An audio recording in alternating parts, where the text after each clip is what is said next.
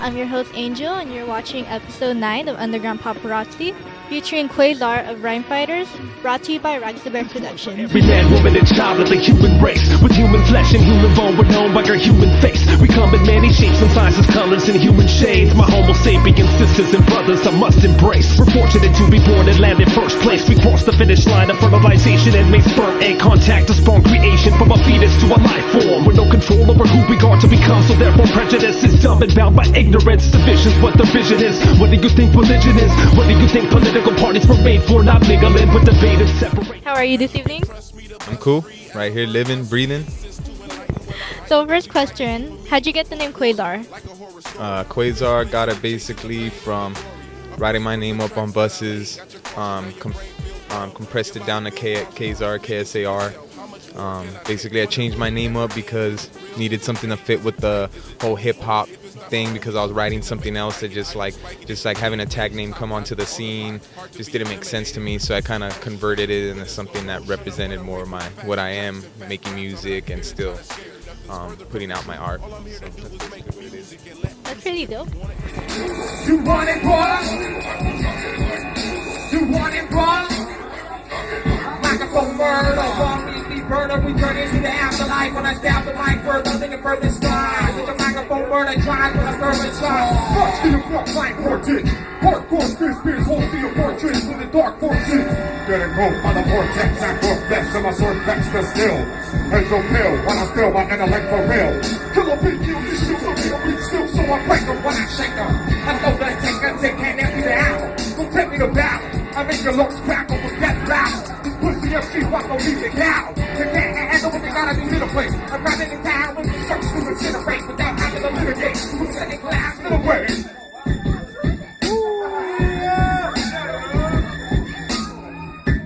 So next question, can you tell us about the origin of Rhy Fighters?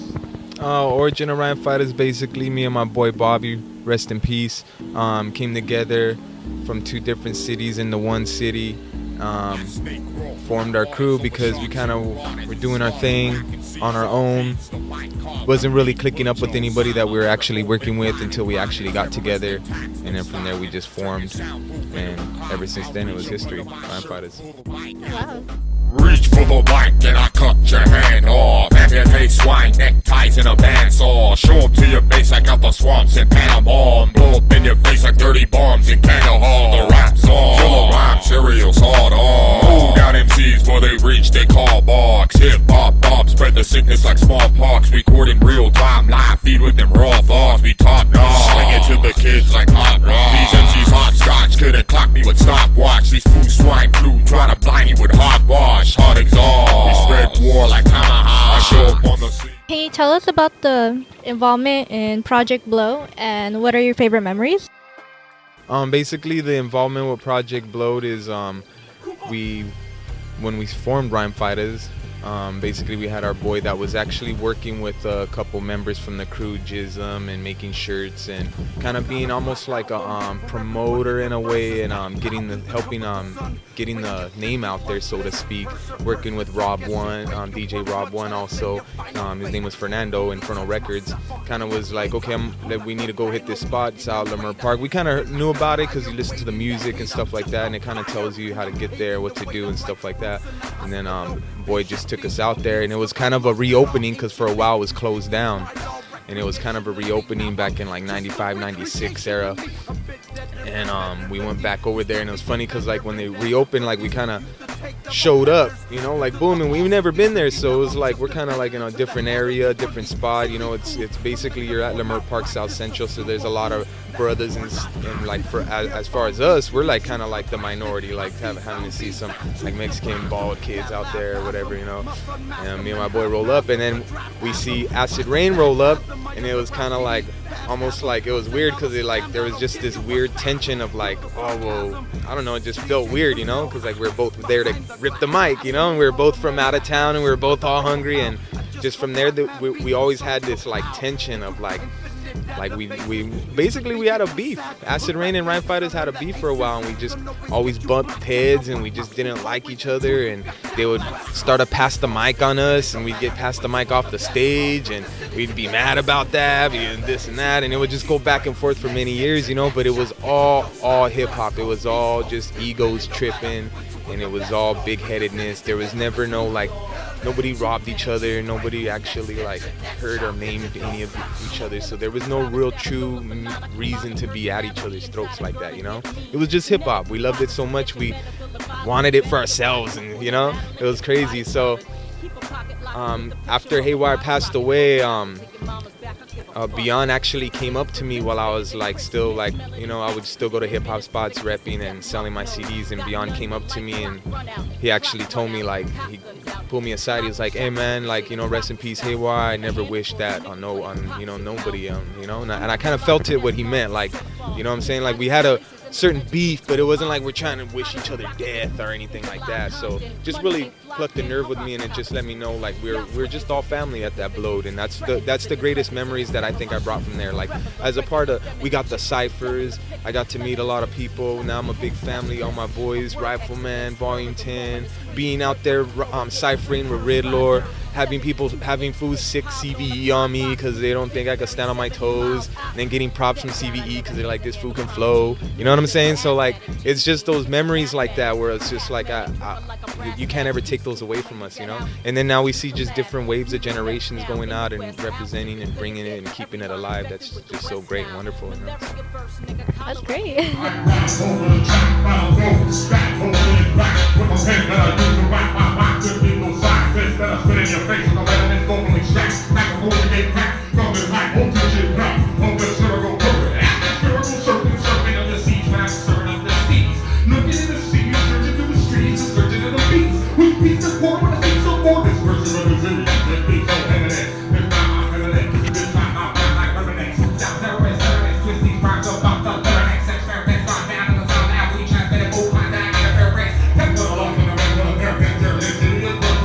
What influenced you into talking about governmental conspiracies in your tracks? Basically, just reading a lot, learning a lot of different things. I don't know, just the world around me. It just forces you to kind of be aware, you know. Like I've never been one to just be asleep all the time, so I've been awake to a lot of stuff that's been fed to me. I grew up in a certain era, like during the 80s, where there's like a major influence with advertisement and pop culture. So I know about like brainwash tactics and a lot of propaganda tactics and stuff like that. So just when a lot of stuff was going on throughout the years, like with Iraq war and Bush being in presidency, the first Bush actually, you know, like being in presidency, and when they first went to Iraq and they were talking about get Saddam Hussein and mustard gas and all this crazy stuff, and just the people that would come back and talk about it just kind of gets you into it, you know. And then when it really flourished with me is when I actually took myself to college. And when I went to college, your professors and stuff make you read certain literature that you normally wouldn't read in high school and stuff like that, you know. Luckily I went to a great college that actually taught us about that stuff.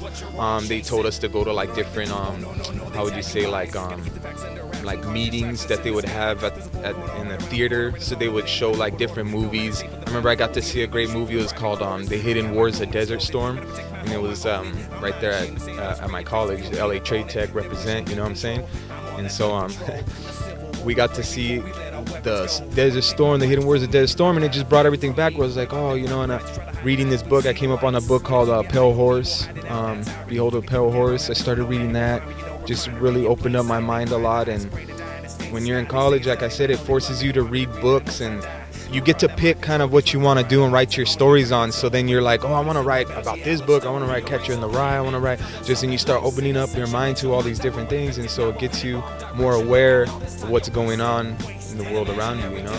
And then like, I mean, I went to school for being a nurse, so in the medical field itself, I've got to learn a lot about the psych ward, about the the farm side, doctors being lobbied by pharmaceutical companies. I got to learn a lot about that inside work, where it was kind of like I got to see like MRSA spread rampant throughout the hospital, and nobody really talk about it until 10 years later. Then they talk about the super bug that's gonna eat everybody. And I mean, I was working in the midst of all that right there, you know. And so it just kind of like opened up my mind more, where it gave me a first-hand experience, a first-hand look to actually talk about it, as opposed to just be like, fuck the government, blah, blah, blah, blah, blah, fuck the government. That sounds cool to say fuck the government, you know, because in actuality, the government is we, the people. We are the government, you know what I'm saying? Really what we need to be saying is fuck the system that is set in place to fuck us, you know, because this system is fucked up. Not the people, not the government, those people. There's a lot of people that honestly go out there, and I believe honestly, like if your heart's in the right place, then what you're doing is right, you know what I'm saying? So we can't sit there and say, like, for example, like all these boys going to Iraq, those guys, some of them, they're fighting because they actually think that they're protecting our freedom and our rights, whether they're being lied to or not, and blah blah blah blah blah blah, blah and all this rhetoric, blah blah blah. That's not the fucking point. The point is, some people think they're actually doing something right, and that does mean something, you know what I'm saying? So we gotta kind of change the way how we're attacking each other, because remember, it's all divide and conquer. It's all set up for us to fail. It's all set up for us to fight each other. It's all set up for us to kind of not accomplish what we're really supposed to accomplish. So I mean I could go on and on about this, you know. Like I said, I went from medical field, I went to manufacturing pharmaceuticals. So I used to manufacture blood thinners for a pharmaceutical company. And so I kind of seen the inside and the work and the networks about that, and how that all is meshed together with like being pushed upon us. You also see how like the thing is like, oh well, what'd you do? You made pharmaceutical whatever, blah blah blah. Yeah, but the thing is that a lot of the product had to be tested and passed through the FDA. We couldn't work if the FDA didn't pass it. So it kind of makes you think like, what is the Food and Drug even mixed together for? Why is there Food and Drug Administration? What the fuck is that? Why are you mixing food? It should be a Food Administration way in the fuck over here, and a Drug Administration way over here, you know what I'm saying? But that's where they're pumping all the antibiotics in the food. That's how they get all that stuff inside the food, where basically America's high as motherfucker. Everybody's high, you know, like for them to attack, and then they want to attack marijuana, and it's like, really, at least bud's grown out of the ground, you know, like it's grown from the earth. That's something that's actually grown. Like pharmaceuticals actually made from man. Men make a lot of mistakes. They all fuck shit up. So I don't know. Like I said, I could go on for hours about this. So. That's some true shit though. So I see you selling a lot of merchandise at your show. How did that hand-to-hand contact with fans benefit you opposed to selling things online? Well, basically there's a different there's like a more like a genuine connection with the fans that I have when I'm selling it to them face to face. They get to see me, they get to talk to me, they get to see that like basically what I'm about. When it's online, it's cool for some people. Like for example, I get to sell it to like different states, different countries, because those people can't necessarily see me. So, I mean, that benefits too at the same time. But if it's somebody that's close, that's why I always kind of promote like free delivery in the LA County and stuff like that, because that way at least I can roll up. You can see what I'm about. You can see how I carry myself more or less to speak. Like I'm not like just trying to take everybody's money and run, so to speak, you know. Like there's a movement involved. Like they're helping support me, which is helping support defend this culture and defend this whole hip-hop and this whole art form that we put out here, because there's a lot of people out there that are kind of twisting it and misrepresenting it. And it's just like our president. Like you have a president, but does your president really represent you? I ask you the question. You know what I'm saying? When you ask the people, oh, Obama, you're gonna have a lot of people divide and say, well, Obama don't represent me, boo, boo, boo, boo, boo. Well, are you still call yourself an American? Well, yeah, I'm American, but Obama don't represent me. Well, I'm still hip-hop, but those people don't represent me. You understand what I'm saying? And so I'm here to make it hard for those people to exist. You know, so like you could go make all your music and make all your hundred thousands of records, but somebody's gonna hear me and they're gonna be like, oh, your shit's whack as fuck, because that fool out there is still making his stuff. And so that's basically what I'm here for. And as long as people are helping support me, then that's gonna help me get to that next level. When they see me giving the hand-to-hand sales, they get the genuine contact, they see what it's really about, and they get to feel that they're part of the support, they're part of the whole culture. And I think that's where it helps benefit. And the song continues. 7 years later, still rocking your venue. Industry maker can't block what I live through. My rhyme sour diesel, fresh crops and some Hindu. Lift you, elevate your mind state with high level style. Wipe out your primates. Dilate, open up and hydrate, and quench your thirst with these verses I make. What's the biggest difference between underground hip hop and mainstream hip hop? Well, the biggest difference I would have to say is it's like the difference between eating McDonald's every day and getting your food made at home every day. You know, like your parents are gonna make sure, your family's gonna make sure you eat good and healthy and well. Well, McDonald's just gonna pump you full of bullshit, and that's the biggest difference between mainstream stream rap and underground hip hop. One of the biggest things I see is a lot of people like there's a big disenfranchise because what people don't understand is a lot of our leaders, our big leaders, were killed off and wiped out. So our main representation has been lost, and so the youth has been lost. The youth is disenfranchised. They have no idea of what real hip hop is really about because there's a big void that was created. It was purposely created, like a vacuum was created. So you got Jam Master Jay gone, you got Aaliyah gone, you got Tupac, Biggie gone, and it started with the Tupac Biggie almost, you know. And like the one biggest thing is you hear a lot of people be like Biggie, Tupac, who do you like? Biggie, Tupac. Like the thing when I remember the thing about me, I remember Tupac when he was Digital Underground. See, when I grew up as a kid, Tupac was Digital Underground. And when you're a kid and you're making albums back then, you're blowed up, like you're fucking, that's it. There was no such thing as an underground back then. Like their name Digital Underground, that was the underground, that was it, you know. So it was like you couldn't fathom the way it is right now. So if you had a tape out or an album, you were making fucking money. And when we were kids growing up, in our view, you were fucking making money. You had an album out. So you're making shit with Digital Underground. Drop Me Shit with Shock G. You come out with Poetic Justice. You come out with Juice. You have 2 movies under your belt. You got all these hip hop, all this album out, and then all of a sudden, you want to come back to the thug life? And for me as a kid in our type of generation, we were kind of like, whoa, wait a minute. We're trying to get out of the thug life and be where you were making movies and fucking having record deals. What the fuck was going on? So we were at least at a certain age where we kind of knew, wait, something's not right. Somebody's using Tupac. Somebody's using him. Either the industry's using them or he knows he's being used, so he's flipping it on him, and he's whatever the case. So when Biggie came out, no one heard Biggie from nowhere. He didn't have records out. He didn't have a movie. His whole album started out where he's in the train station, hungry as fuck, ready to rob. So it was like I leaned more towards Biggie because it was like seeing somebody come from the ground up and then blow up, as opposed to been successful, want to come back and be a thug.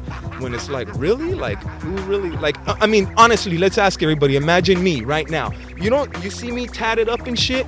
You see me? Imagine if I went out and I started being all gangbanger and getting fucking trece and all this shit all over me. How fast motherfuckers would be like, that ain't that fool. Like, get the fuck out of here with that bullshit. You know what I'm saying? Like, come on now. Like, you know, our job is to succeed and go further up, not drag everybody the fuck back down. And so they kind of started it with Tupac. The thing is, probably Tupac knew what the fuck was going on. That's why he was all dropping that like Illuminati and doing it, because he probably knew he was being used, but he was like, I'm gonna use them. But he just got probably so deep into it that they had to end it, and they fucking ended it. They took out our fucking leaders. They took out ODB, fucking Guru, like all of them that had a foot in the door. They had a foot in the industry. They were there to represent us and say, hey, this culture still does exist. Once they remove them, now you got fucking losers like Nelly and fucking like, you know what I'm saying? Like dumb fucks, like, you know, Kanye fucking don't even need to say the fucking rest of his fucking, and then they want to come out here and be LA and just get the fuck out of here with that bullshit. My fucking hood, you know what I'm saying? Like, I don't see none of them motherfuckers around here. If they are around here, they're driving tinted the fuck up in some fucking Range Rover hiding, you know what I'm saying? But we're out here in the streets selling our shit, fucking running around. Like, where's Volume 10's respect? That motherfucker's the West Coast G. Where the fuck's Volume 10's respect? You know what I'm saying? No one want to show respect. They play him on the radio. Where's his royalties? Where's his dues? You know what I'm saying? Put him on Rhyme Fest. Put him on Rock the Bells and shit. You know what I'm saying? shit like that. But everybody want to turn their faces because we're implanted with a bunch of fucking aliens. They put them everywhere, and then everybody doesn't know our culture, but all they do is want to rape the culture and take money. So motherfuckers go out there and they say, hey, hip hop, oh that, just like you said, hey Quaesar, we see you driving around making money. How does it feel to have those hands? They see that shit, people watch it, and they're saying, wait a minute, we need to tap into that, but we don't know the culture, but we want to rape it. Fuck that. This isn't your culture to rape. These aren't our people for you to rape. This is our shit. It's our, belongs to us. Hip hop belongs to us. If you don't like it, come see me, fool. You know what I'm saying? Come see me. That's how much I love this shit. You know what I'm saying? That's why I'm gonna keep doing this till I motherfucking die. You know what I'm saying? Rhyme Fighters, Afterlife, Project Blowed, Hardcore Street Hop Division, motherfuckers. So do you have any upcoming shows or projects you'd like to tell us? Yeah, I got a show coming up November 13th, Friday the 13th. Characters Bar Pomona. It's celebrating Day of the Dead with Prof Nasty, Big Rob the Champ. They're both putting it together. We have a bunch of artists on the lineup. Got a few projects, of course. I got the next Rhyme Fighters about to come up. I'm gonna be leaking out few songs here and there and let people know what it's about. I got a project with me and Scruff and I. We're gonna drop some shit. We're basically almost done with that. And got something coming up in the works. We're about 80%, 75% done with some me, Rifleman, and CR. So be on the lookout for that shit too, the Undesirables. So as soon as we drop that, then motherfuckers don't know what time it is, real. You know what I'm saying? So I'll definitely check that out. So thank you for coming to the show. Great having you. Nice to meet you too. I did. It was a great interview. So. Thanks for watching Underground Paparazzi. I'm your host Angel. You've been watching episode 9 featuring Quaesar of Rhyme Fighters. This is all brought to you by Ragz Production. Every man, woman, and child of the human race, with human flesh and human bone, we're known by our human face. We come in many shapes and sizes, colors, and human shades. My homo sapien sisters and brothers I must embrace. We're fortunate to be born and land in first place. We cross the finish line of fertilization and make sperm egg contact to spawn creation from a fetus to a life form. With no control over who we are to become, so therefore prejudice is dumb and bound by ignorance. Division's what the vision is. What do you think religion is? What do you think political parties were made for? Not mingling, but debate and separation, like the way they collect their dividends. Free yourself from the chains of mental slavery and start living in a universe unlimited.